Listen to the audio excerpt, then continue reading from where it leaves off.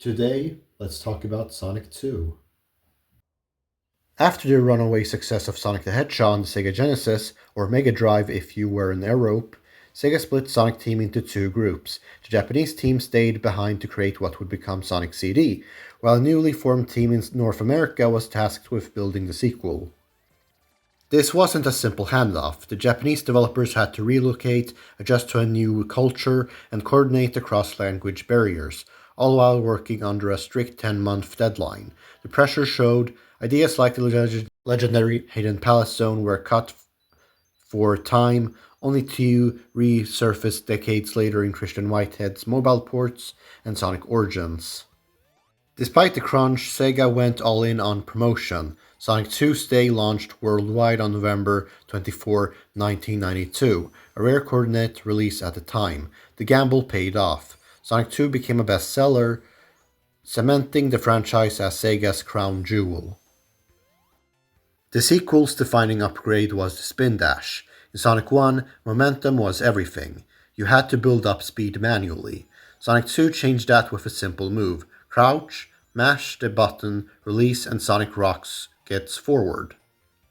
It sounds small, but it transformed the game's rhythm. Suddenly, players could recover speed instantly after a mistake. The Spin Dash became a staple, carried into nearly every 2D Sonic title since. Later moves like the Drop Dash in Sonic Mania and Sonic Superstars owe their existence to this breakthrough. The plot picks up after Dr. Ivo Eggman Robotnik's first defeat. Determined to conquer again, Eggman constructs his space fortress, the Death Egg.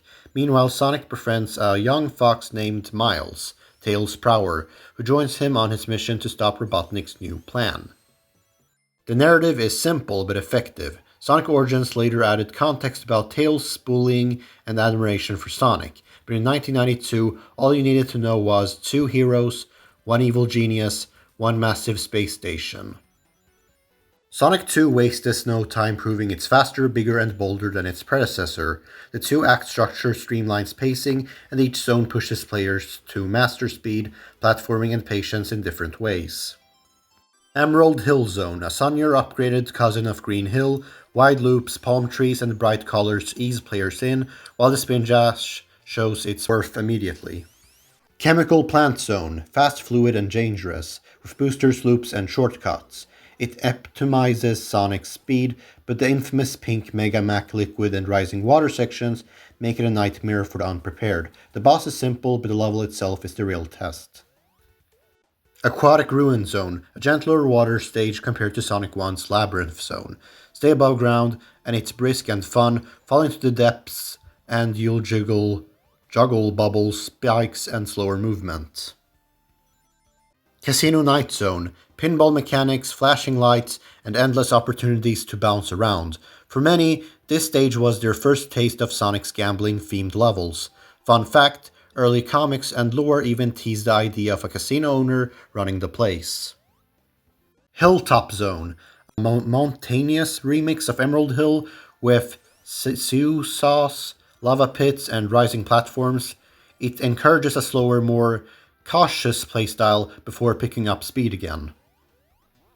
Mystic Cave Zone, dark, trap-filled, and full of atmosphere. Crushing hazards and tricky enemy placement test patience more than reflexes. In later ports, this zone hides the restored Hidden Palace. Oil Ocean Zone, industrial and punishing. Oil pits and spike traps keep players on edge, while the boss demands sharper reflexes than most early fights. Metropolis Zone, the only zone with 3 acts, loved and hated in equal measure. Enemy placement is brutal, with starfish whose exploding projectiles hit off-screen, and maintains with deadly scythes. The winding screws and vertical climbs punish mistakes, often sending players back to the start. Sky Chase and Wing Fortress Zone. A change of pace, Tails pilots the tornado plane while Sonic balances on the wings, fighting airborne badniks from there. Wing Fortress introduces precision platforming high above the clouds. One misstep means instant death. Death Egg Zone, the final, no rings, no mercy. First you face Silver Sonic, a robotic rival, or technically it's Mecha Sonic, but Oh well. Then Robotnik's massive Def Egg mech. Every hit requires precision timing, making this one of the hardest Sonic final bosses ever. Victory is rewarded with two endings. Either Sonic falls and Tails catches him, or Supersonic soars back to Earth on his own. Legacy. Sonic 2 refined the formula in nearly every way. The spin dash became iconic, Tails joined the cast and became a series mainstay. The two-act structure struck the perfect balance between variety and pace, and above all, the game proved Sonic wasn't a one-hit wonder. He was Sega's answer to Mario, and for a moment, he truly rivaled him. 3 decades later, Sonic 2 still stands as one of the greatest 16-bit platformers ever made.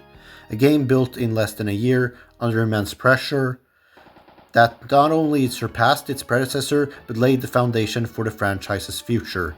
Simply put, Sonic 2 isn't just a sequel, it's a classic.